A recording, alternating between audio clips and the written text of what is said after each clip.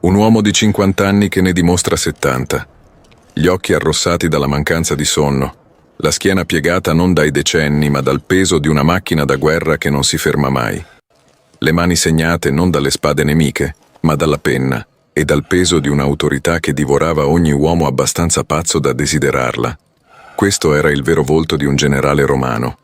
E quello che state per scoprire demolirà ogni immagine di gloria che Roma ha mai costruito.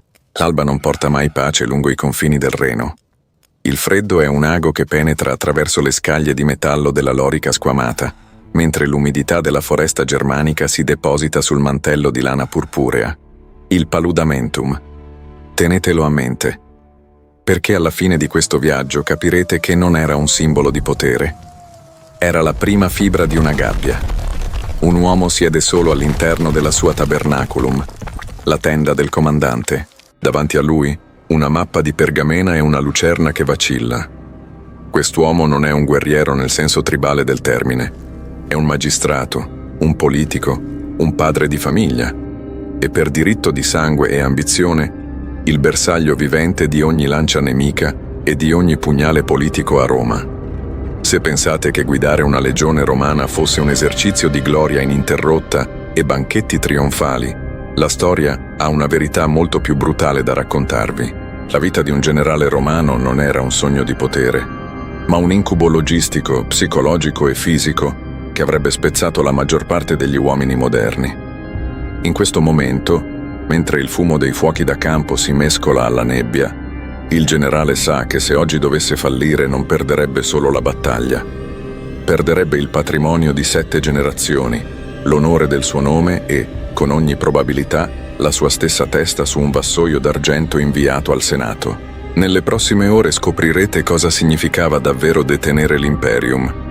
Vedremo come la gestione di 30.000 uomini affamati fosse una tortura quotidiana, perché i soldati che comandava erano più pericolosi dei barbari che affrontava, e come la superstizione religiosa potesse paralizzare un intero esercito in un istante. Dalle paludi della Britannia ai deserti della Partia, il sangue dietro la gloria non è un racconto di eroismo astratto, ma la cronaca di una lotta per la sopravvivenza in cima alla piramide sociale più spietata della storia. Il primo nemico di un generale romano non indossava mai i calzoni dei barbari o la seta dei re orientali. Il primo nemico era la pancia dei suoi uomini. Polibio, nelle sue storie, è categorico. Un esercito è un mostro che divora tutto ciò che tocca. Immaginate di dover coordinare il movimento di 3 legioni. Parliamo di circa 15.000 legionari, a cui vanno aggiunti migliaia di ausiliari, schiavi, mercanti e seguaci del campo. Ogni singolo giorno, questa massa umana necessita di circa 30 tonnellate di grano e 60.000 litri d'acqua. Se il generale sbaglia i calcoli di una sola settimana, o se le navi da carico vengono intercettate nel Mediterraneo, la disciplina romana, quella leggendaria disciplina che ha costruito l'impero, evapora in un istante. Un generale senza cibo non è un comandante, è un uomo assediato dai suoi stessi soldati. Tacito ci racconta di rivolte dove i centurioni venivano linciati non per codardia, ma perché le razioni di bucellatum, il pane duro dei soldati, erano ammuffite o insufficienti. Il generale viveva con il terrore costante che il suo esercito si trasformasse in una folla inferocita. Ogni mattina, la sua prima preoccupazione non era la tattica di battaglia, ma il registro dei magazzini. Ma la pressione non era solo materiale, era spirituale e per un uomo dell'antichità, questo era infinitamente più terrificante. Prima di ogni movimento, prima di ogni carica, il generale doveva consultare gli dei. Non era una scelta, era un obbligo legale. Se i polli sacri non mangiavano con voracità, o se le viscere di un bue sacrificato presentavano una macchia scura, l'intero apparato militare si fermava.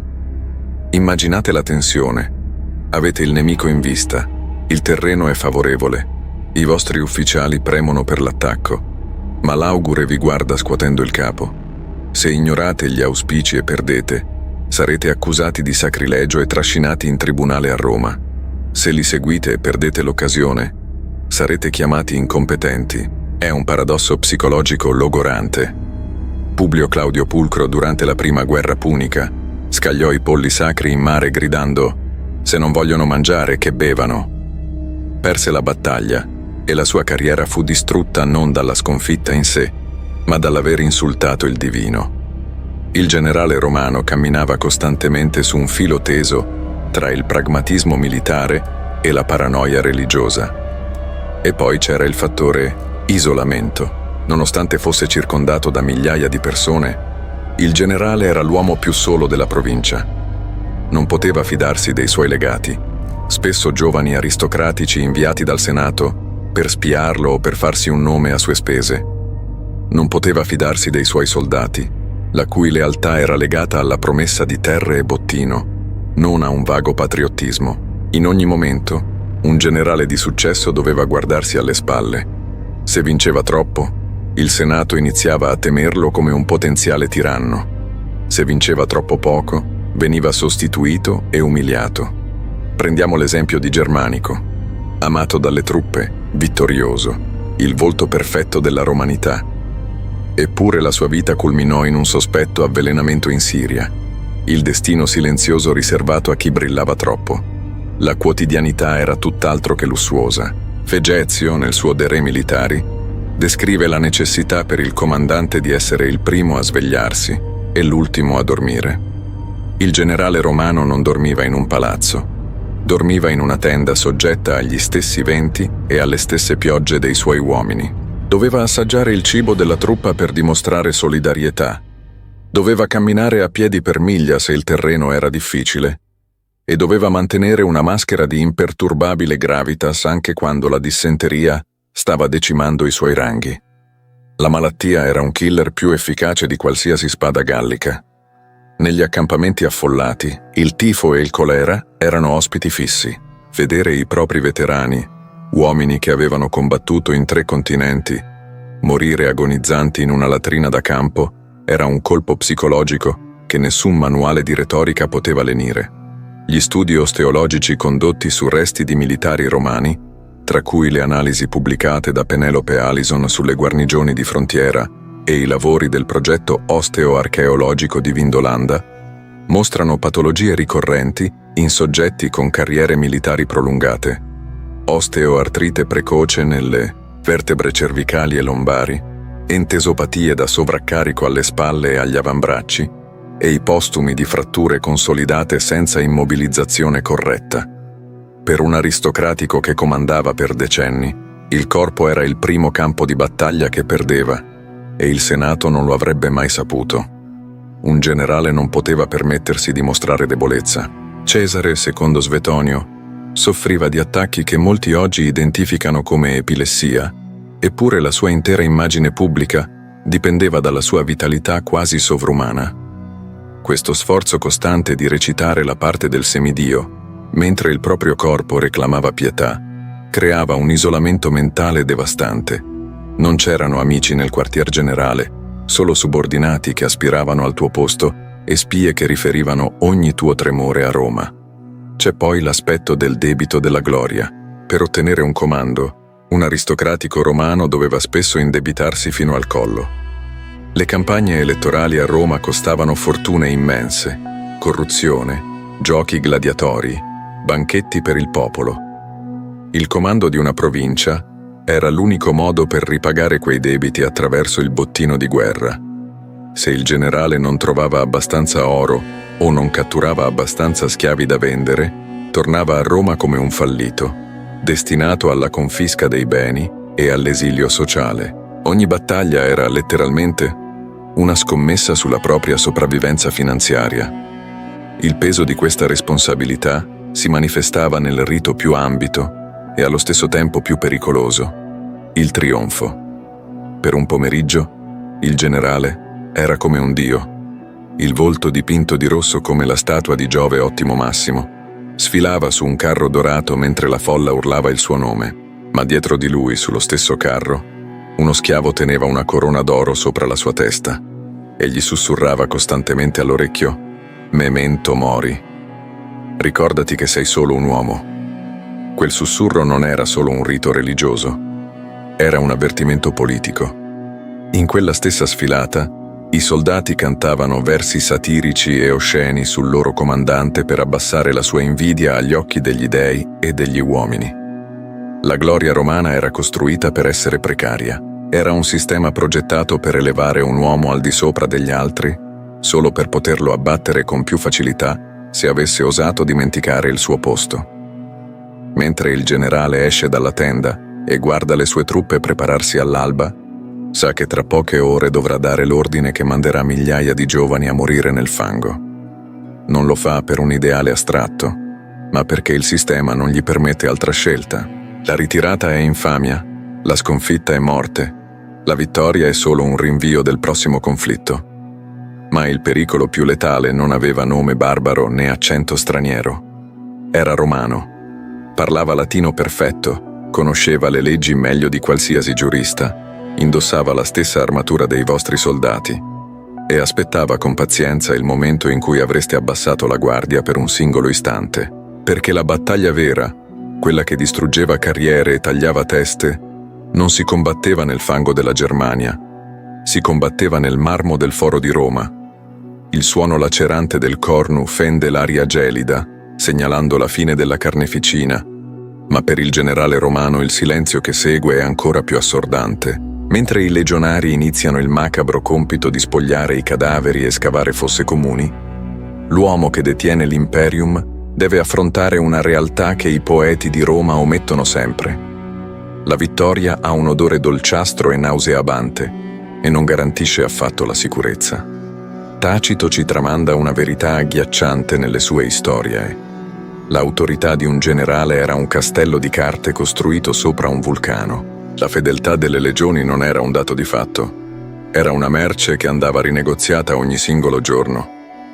Immaginate di dover gestire la furia dei veterani.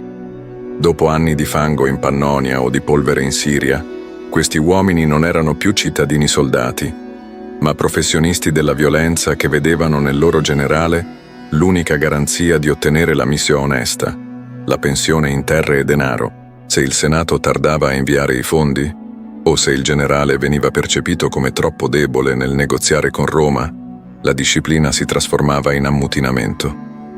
Il generale doveva essere un diplomatico, un contabile e all'occorrenza un carnefice della sua stessa gente. La pratica della decimatio, sebbene rara e temuta, era l'ultima, disperata risorsa per riprendere il controllo, uccidere un uomo su 10, estratti a sorte, per mano dei loro stessi compagni. Immaginate il peso psicologico di un comandante che deve ordinare a dei fratelli d'armi di bastonare a morte i propri commilitoni per ristabilire l'ordine. Questa non è gloria, è un trauma collettivo che il generale portava impresso nell'anima per il resto della vita. C'era poi un altro nemico, invisibile e implacabile, che non dormiva mai, la responsabilità legale. A Roma, il potere era temporaneo e strettamente regolato. Finché un uomo deteneva l'imperium, era intoccabile, ma non appena deponeva il comando per rientrare come privato cittadino, i suoi nemici politici, che aveva umiliato con i suoi successi o offeso con le sue decisioni, lo aspettavano nei tribunali del foro. Plutarco ci racconta come persino i più grandi, come Scipione l'Africano, l'uomo che aveva abbattuto Annibale, finirono i loro giorni in un esilio amaro, perseguitati da accuse di corruzione e cattiva gestione dei fondi bellici. La vita di un generale era una corsa contro il tempo. Doveva accumulare abbastanza prestigio e ricchezza per difendersi dalle inevitabili cause legali che lo avrebbero travolto al ritorno. Ogni moneta d'oro distribuita ai soldati era un potenziale capo d'accusa di peculato. Ogni tregua firmata con un capo barbaro poteva essere interpretata come tradimento degli interessi di Roma. Il generale non combatteva solo contro i nemici esterni, ma contro il codice legislativo della sua stessa patria, che usava la legge come un'arma di distruzione politica. La solitudine del comando culminava in quello che potremmo definire il paradosso del successo. Se un generale era troppo amato dalle sue truppe, diventava automaticamente un nemico dell'imperatore o del Senato. La storia imperiale è costellata di generali vittoriosi, che invece di ricevere una corona dall'oro, ricevevano un invito formale a togliersi di mezzo per ordine del sovrano paranoico. Prendete la figura di Corbulone, il miglior generale di Nerone. Dopo aver stabilizzato il confine orientale e sottomesso i Parti, ricevette l'ordine di suicidarsi. La sua unica colpa? Essere diventato troppo grande per l'ombra dell'imperatore. Quando ricevette il messaggio, si limitò a gridare «Axios, me lo merito», non per il tradimento, ma per l'ingenuità di aver servito un sistema che divora i suoi figli più capaci. Mentre il sole tramonta sul campo di battaglia, l'uomo nella tenda guarda finalmente la sua immagine riflessa in uno scudo di bronzo lucidato. Non vede un eroe da leggenda, vede un uomo di 50 anni che ne dimostra 70, con gli occhi arrossati dalla mancanza di sonno e la mente affollata dai nomi dei centurioni che ha dovuto sacrificare per mantenere una posizione tattica insignificante. Sa che domani dovrà marciare di nuovo. Sa che la lettera che ha inviato a sua moglie a Roma potrebbe essere stata intercettata dai suoi rivali. Sa che, nonostante la porpora che indossa, è solo un ingranaggio in una macchina da guerra che non ha cuore, ma solo fame. La vita di un generale romano non era una marcia trionfale verso l'immortalità, ma un atto di equilibrismo disperato sopra un abisso di fango, sangue e tradimenti. Era il prezzo che Roma esigeva per il dominio del mondo. La distruzione sistematica dell'umanità di coloro che quel mondo lo avevano conquistato. Il peso di quel paludamentum non era il metallo dell'elmo né il bronzo della lorica. Era il peso di un sistema che non perdonava né l'errore né il successo eccessivo. Quel mantello non vestiva un uomo, lo condannava. E ora che sapete il prezzo della porpora, la domanda non è se avreste avuto il coraggio di indossarlo, ma se avreste avuto la saggezza di rifiutarlo.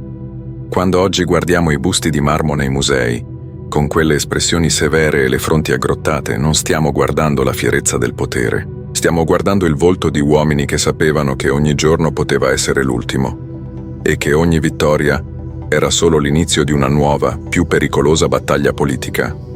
Se questa discesa nelle ombre della storia romana vi ha mostrato un lato del mondo antico che non immaginavate, allora siete pronti a marciare con noi.